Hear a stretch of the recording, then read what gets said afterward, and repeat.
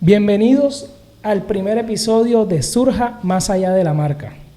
Hoy no empezamos con un capítulo cualquiera, hoy empezamos con una historia desde las raíces, una mujer luchadora que sobrepasó todos los límites que la vida le puso, todas las dificultades. Y para mí es un poco especial, bastante especial este podcast, si no es el más especial que pueda llegar a ser, porque es mi abuela. Entonces, le damos la bienvenida a Ana Celestina Palacio Pérez, mi abuela querida. Bueno, abuela, cuéntanos un poco tu historia, porque sé que estuviste bien económicamente, pero después por malas decisiones tal vez de tu padre cayeron y empezaron a pasar muchas necesidades, muchas dificultades. Pues sí, ¿qué te digo yo? Mi juventud, mi niñez fue más o menos buena, porque mi papá era un hombre emprendedor, luchador, pero nunca nos estuvo con lujos, nunca, jamás que yo recuerde que nos compraba cosas, juguetes, juegos, no. Pero éramos felices, éramos bien, porque la mayoría de todos los niños jugábamos con chocoritos, con palos, con cosas, y éramos felices. Con las pocas cosas que tenías eran felices. Éramos felices con lo poquito que teníamos, con la comida que nos comíamos, con lo poquito que teníamos que nos brindaba, porque no fue un hombre que se desvivió tanto por darnos lujo. Hubo un respeto, siempre lo respetamos, las decisiones que él tomaba. Decía que no, era no. ¿Qué fue lo más difícil que te tocó vivir en esos momentos? En ese tiempo. En ese tiempo, cuando ya comenzó a bajar la economía que él tenía, que teníamos tiendas, él tenía negocio, hizo malos negocios y fue decayendo todo. Fue decayendo, y lo más duro fue cuando nosotros teníamos muchachas que nos ayudaban en la casa, a la tienda, nos lavaban la ropa y eso. Después quedamos nosotras trabajándole a esas señoras que nos trabajaron a nosotros. Eso fue lo más duro porque ya no había nada, ya mi papá se fue para otro caserío más pequeño a ganarse la vida para podernos mandar y sostenernos un poco. ¿Por qué se fue donde ustedes vivían? Porque ya no le llegaba el personal, la tienda se acabó, ya la gente... ¿Por qué se le acabó todo ese rol que tenía mi papá de ser el señor Palacio, de que no era que estaba rico, pero sí vivíamos cómodos por sus malas decisiones en los negocios? Y muchas mujeres lo vieron con... La lujuria. Que tenía, la famosa lujuria lo mató prácticamente. Entonces, lo fue acabando. Entonces eso fue lo que lo obligó a partir de ahí, de un pueblo para un caserío. De un pueblo a un caserío, que ese caserío no pasaba más de 30 casas. Okay. Y para allá se tuvo que ir, allá trabajó en todo lo que se le presentó, compraba pescado, compraba plátano, hacía de todo. Hasta que tomó la decisión de mandarnos a buscar, porque nosotros, sin saber, él tuvo que vender la casa escondida de nosotros para poder pagar deudas que él tenía. Pero cuando vende la casa, ustedes siguieron viviendo ahí y ustedes estaban inocentes de que la había vendido. Nosotros vivíamos ahí y éramos inocentes que él la había vendido, porque él tenía la esperanza de devolver ese dinero, pero nunca lo consiguió. Cuando ya el señor, el dueño, lo presionó para que tuvimos que desocupar y nos fuimos. Y mi mamá nunca se opuso, porque de igual manera, si mi mamá se hubiera opuesto, ella hubiera ganado esa casa. Pero mi mamá fue una mujer sumisa toda la vida, era lo que dijera mi papá en esa época, pues nos tenía dominados a todos. Pues ¿qué tuvo que pasar para que tú tomaras la decisión como que me tengo que ir de mi casa, tengo que empezar a hacer mi vida lejos de mi familia, me tengo que aventurar en esto? Porque a veces a veces suena raro y cruel, pero a veces la familia le frena a uno muchas cosas. Entonces, ¿cómo tuviste la valentía? ¿Qué te dijiste a ti misma en ese momento? Bueno, la verdad fue que cuando ya yo tuve los 15 años que tuve a mi hija, no tuve apoyo de ninguno, porque en esa época no apoyaban a uno. El que se casó, la metiste, la cometiste y ahí está. Y no tuve ayuda, no tuve apoyo ni de mi mamá, ni de mi papá, ni de mis hermanos todos pequeños. Entonces ahí fue donde tuve que tomar la decisión.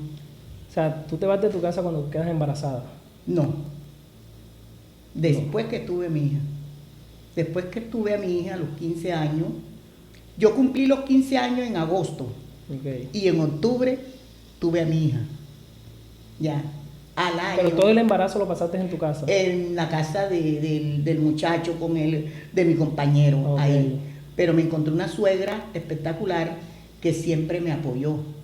Siempre me apoyó, mi familia me echó a un lado y eso. Y de pronto yo también un poco rebelde por lo que no tuve apoyo de ninguna parte, pues también me quedé acá con mi suegra.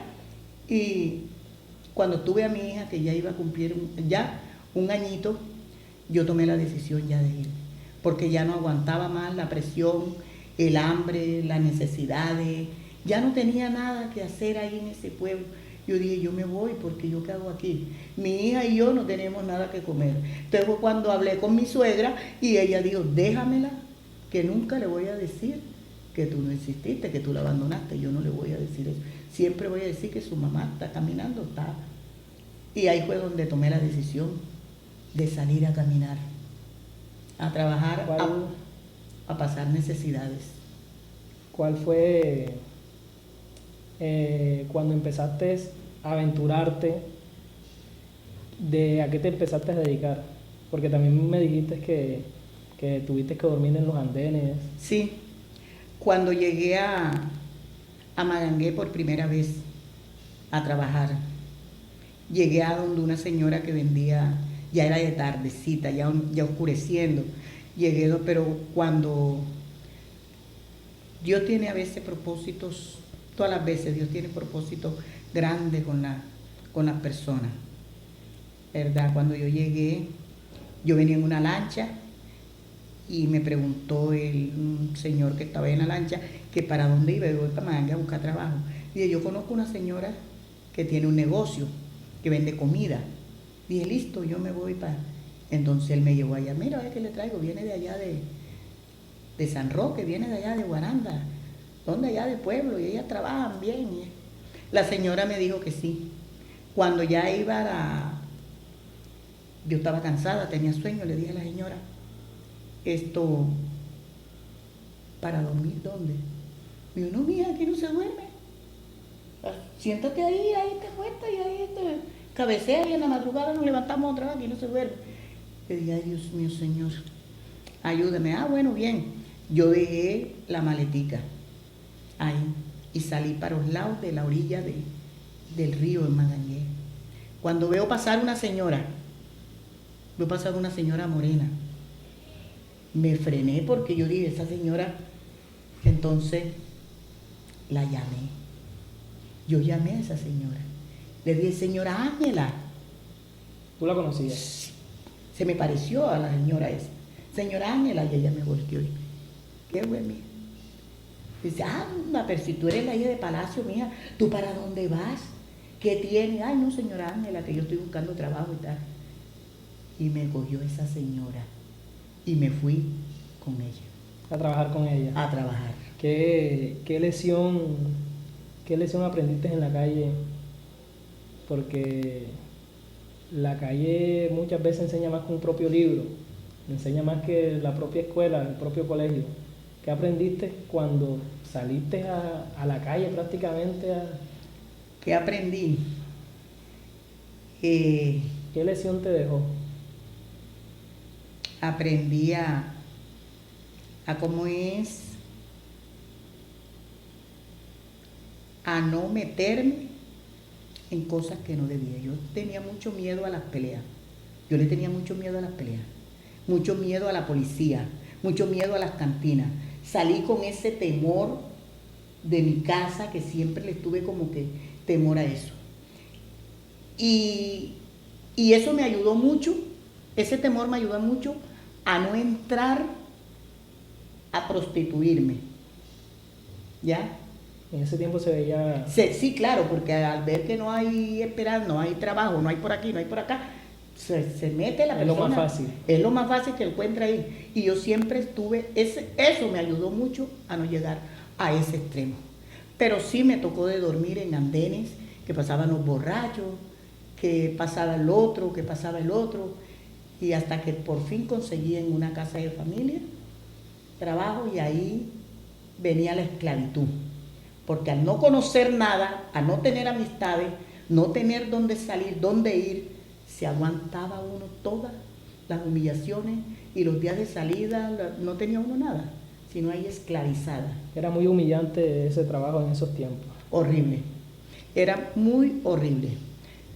Tan humillante que me tocó una casa de familia en Magangué, que habíamos 4 mujeres trabajando ahí, en esa casa. Y la cocinera tenía que coger toda la comida, el arroz, el cucayo, la carne, la ensalada, la tajada, ponerlas en bandeja y llevarlas todas para el comedor. Todas. La señora dueña de la casa iba a mirar a ver que no quedara nada en el caldero. Nada. El caldero ella lo revisaba y no quedaba nada. Toda esa comida estaba acá. Comían los nietos, el esposo, la hija, todos comían. Cuando ya ellos terminaban de comer, la señora que cocinaba llevaba los 4 platos de aluminio, que eran de colores rojo, verde, se los ponía ahí en la mesa, y la señora lo que dejaban, lo que quedaba, nos repartía la comida. O sea, las sobras se las daban ustedes. Eso era lo que nosotros comíamos. Eso era lo que nosotros comíamos, y ahí duré yo una cantidad de tiempo. ¿Cómo te empezaste a radicar en Barranquilla? Bueno, en Barranquilla... ¿Quién te ayudó a radicarte en Barranquilla? ¿Cómo te ayudaron?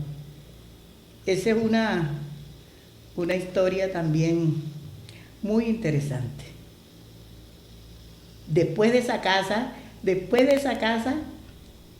salí de problemas con una patrona y salí a caminar. Yo cogí mi ropa, y empecé a caminar. Y llegué donde un puesto donde vendían comida, y la señora me dijo: yo no necesito muchacha, pero ahí al frente está un señor que necesita. Ves allá, pero no le digas que yo te mandé. No le digas que yo te mandé. Yo llegué allá, el señor vendía sopa y carne asada, cuando eso le decían carne a la llanera. Y le pregunté que si necesitaba una muchacha, y me dijo que sí. ¿Cuántos años tenías ahí? Ahí tenía como 18. O sea, todavía estabas jovencita. Sí, estaba jovencita, porque yo duré 9 años para volver a mi tierra. Después de que yo salí. ¿Tú te fuiste a los 15? Yo duré 9 años después. Fuiste a los 24. Ahí fue donde yo volví. Entonces ese señor me dijo que sí. Pero la dormida. Le dije: no, yo duermo ahí. Y me quedaba durmiendo en el negocio. Me guindaba en una hamaca y ahí me quedaba. Pendiente que los rateros y el asunto y hablando con el señor, hablando, que de dónde era yo. Yo le dije que yo tenía familia en Achí Bolívar y tal y cual. Y él me dijo: yo tengo un primo en Achí que le dice Los Sapos, que es Rafael Vanega. Y dije: anda, si ese Rafael Vanega es marido de mi tía, es esposo de una tía mía. Y ahí fue donde nos conocimos, empezamos a trabajar bien. Cuando yo estaba ahí, llegó una señora, porque mi meta era Barranquilla.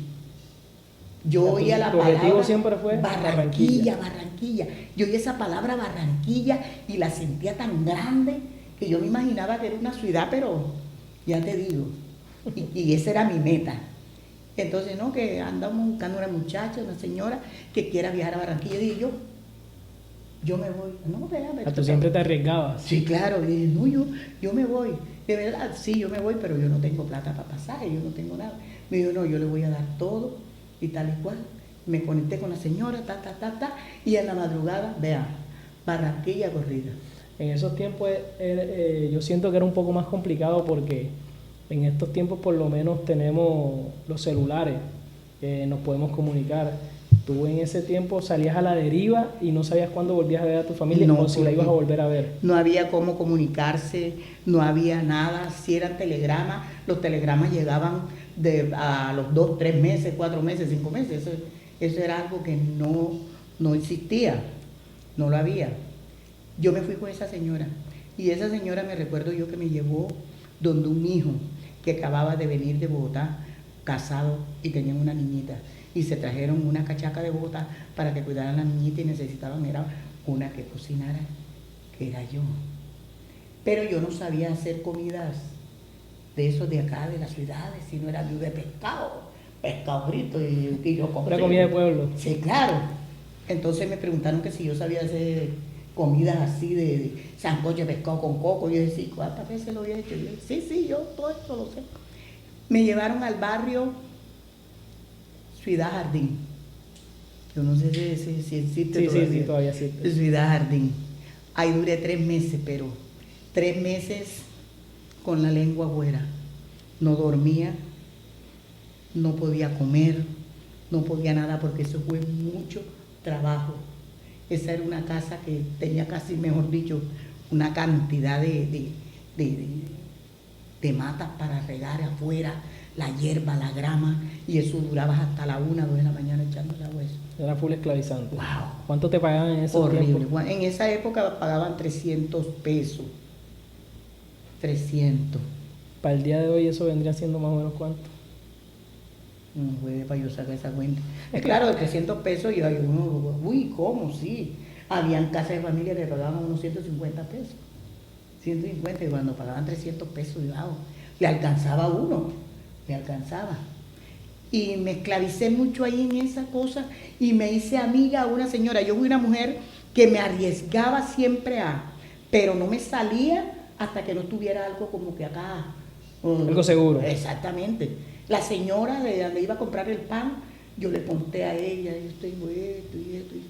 Mi mamá necesita una muchacha. ¿Es verdad? Y decía, sí, yo te voy a ayudar para que salga de ahí, pero no digas que yo te... Siempre te decían que no dijera. Yo voy a decirle a mi papá que te vaya a esperar allá en la esquina aquella, y tú sales y te vas. Duré 3 meses trabajando ahí, nunca me dieron un peso. Nunca me pagaron. Bajaste gratis. Ande esa señora. Y así fue con la dueña de la panadería, me sacó y me llevó para donde una italiana, para donde la mamá de ella. ¿De qué te arrepientes? Me arrepiento de no haber tenido la oportunidad de estudiar, de haberme preparado en otra cosa que no fuera esclavizante en la cocina, en la casa de familia. Es muy importante el estudio, aunque en esa época raro era el que estudiaba con fundamento. Tú llegaste hasta segundo. ¿Cómo lo estudiaste? En mi casa iba el profesor. Porque eras una familia pudiente prácticamente. Sí, iba el profesor. Al principio. Mi papá no nos dejaba siempre como que con nosotros en el colegio, todo, no. Eso era acá. Y nosotros hubo una vez allá en el pueblo ese, en el caserío La Ceja, sí nos pusieron en un colegio público. Y son nosotros felices, pero no iba con intención de estudiar. ¿Para qué voy a decir mentiras? No iba con intención de como que de aprender, sino por jugar, porque era una libertad, porque es que en la casa era como en forma de una esclavitud también. Si tú no haces esto, no vas al colegio. Si tú no me buscas, no me llenas este tanque de agua, no vas al colegio. Si no vas a buscar la leña, no vas al colegio. Entonces ahí estaba. No era como ahora, usted se va para el colegio. No, usted se va para el colegio. Lo obligan a que se vaya para el colegio. Antes de ir al colegio era un premio prácticamente. Ustedes lo veían como un premio. Sí, como un premio, claro. ¿En tu familia fueron unidos? ¿O cómo fue el ambiente familiar? Porque tú siempre tuviste la visión de ayudarlos a todos, pero ¿cómo eran ellos? ¿Cómo pensaban ellos? igual, igual, fuimos unidos. Fuimos bastante unidos, no hubo rencilla entre el uno, el otro, que no, el dolor del uno era del otro. Que cuando ya tuvimos uso de razón, cada quien fue cogiendo su camino. Mi ideal era traer a mi mamá, porque después de 9 años que yo fui a mi casa y vi el estado de mi mamá, acabajita, flaquita, yo dejé una mujer en 9 años, eso se acabó, y yo dije, no, mi idea es recogerlo, traérmelo, y mi mamá con peladitos pequeños todavía. Entonces ahí fue donde luché y me los traje. Ese era mi ideal, de traerlo, y me los traje, a vivir en una casita que uno alzaba el brazo y tocaba el techo. Sí, pero ahí estábamos unidos, unos hermanos, uno cogió para Venezuela, el otro se quedó en Magangué, y los demás estuvimos aquí, ahí siempre unidos. Háblame un poquito de cómo fue tu papá, qué enseñanza te dejó, porque me has hablado internamente nosotros que fue un hombre muy inteligente, muy capaz, que como tal no fue profesional, pero sabía de todo. No, mi papá fue un hombre que de pronto yo saqué esa idea de él, ¿ves? De salir a caminar. Él de edad de 12 años se vino del lado de su papá y pero es un hombre muy inteligente. Los chocuanos tienen esa cualidad de ser muy inteligentes y echados para adelante, trabajadores. Y él empezó a aprender muchas cosas, no fue un hombre estudiado, no. Y tenía una letra que cualquiera le envidiaba, porque mi papá escribía espectacular. Y él aprendió muchas cosas.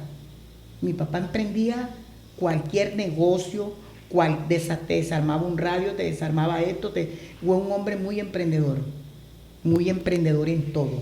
Aprendió la medicina, aprendió a arreglar cualquier picó, cualquier radio, cualquier motor, cualquier lancha, cocinaba, él hacía de todo, él no se varaba. Mi papá es un hombre que no se varaba. Fue cuando llegó al pueblo, ese de Achí, donde es mi mamá, y se casaron. Ahí fue donde se casaron, pero era un señor que no se varaba con nada. El negociante, él hacía de todo. De que ahora con todos los años que has vivido y todas las dificultades que has pasado, ¿qué es lo que más te llena de orgullo? ¿Qué más me llena de orgullo? De ti, que no joda, yo fui la verga en esto. Yo que hice tal cosa por esto. No, lo que me llena de orgullo, haber ayudado a mi familia. Haberla ayudado con todo, negándome yo misma mi felicidad, mi cosa, mi tranquilidad, con tal de que ellos estuvieran bien. Ese es el orgullo que yo me llevo y esa es la cuenta que le tengo que entregar a Dios, que Dios tiene que verme, porque yo siempre he tratado y trataré mientras Dios me tenga aquí de ayudar a mi familia, de darle todo lo que yo pueda. ¿Qué consejos le darías a las personas que nos ven, que están pasando por dificultades, que no saben qué hacer, que se sienten solos, que no saben cómo avanzar? Porque tú eres una historia viva de no tener nada, prácticamente estar arrastrándose y bien o mal consolidar una familia, sacar adelante una familia, emigrar de un pueblo sin oportunidades y llegar a una ciudad que bien o mal tenía más oportunidades y más. El consejo que le daría es que no se detenga y que no olviden por lo que están en la vida, por lo que ellos quieren hacer, porque yo salí de mi pueblo con una meta aquí, con algo aquí para mi familia, tengo que ayudarla, y nunca eso salió de mi cabeza. Y hasta el momento todavía tengo en la cabeza eso, y sin detenerme y sin pasar por encima de los demás, logré, porque yo arrastré, rodé y me paré, me levanté, trabajé en restaurantes, hice frito, yo emprendía cualquier negocio igual que mi papá. Mi papá emprendía cualquier negocio, también yo cualquier negocio, yo desgraciadamente he caído con esto por las malas decisiones que uno toma cuando está joven, ¿no? De fumar, de no cuidarse, de cocinar con leña. Y he quedado con esto, oxígeno, 24/7. Pero no me arrepiento de todo lo bueno que yo hice. Me arrepiento, de pronto hice cosas malas porque soy humana. De pronto me porté un tiempo mal, pero siempre cuidando a mi familia. Siempre mi familia por delante.